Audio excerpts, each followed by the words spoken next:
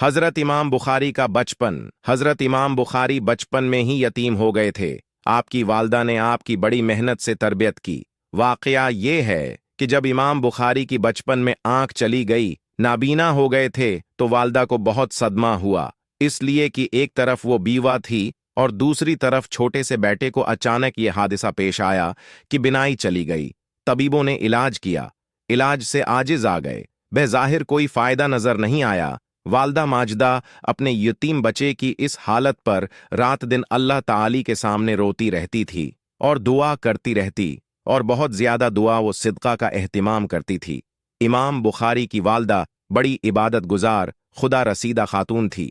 एक रात अशा की नमाज के बाद मुसल्ले पर अल्लाह के सामने रोने लगी, दुआ करने लगी। इसी हालत में उन्हें नींद आ गई। ख्वाब में हज़रत इमाम बुखारी की वालदा को हज़रत इब्राहिम खलील अल्लाह की ज़ियारत हुई। हज़रत इब्राहिम तशरीफ़ लाए और खुशखबरी सुनाई।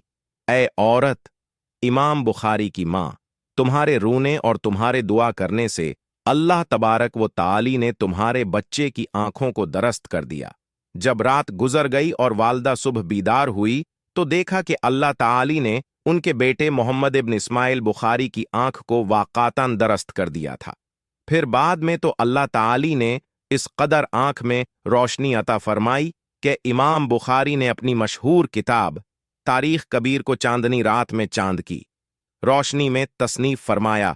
इस वाक़ये से ये सबक मिला कि माँ नेक हो और अपनी औलाद के मुस्तकबल के लिए दुआ करे तो माँ की दुआ की बरकत से औलाद की दीन व दुनिया और आखिरत सब सनूर जाते हैं।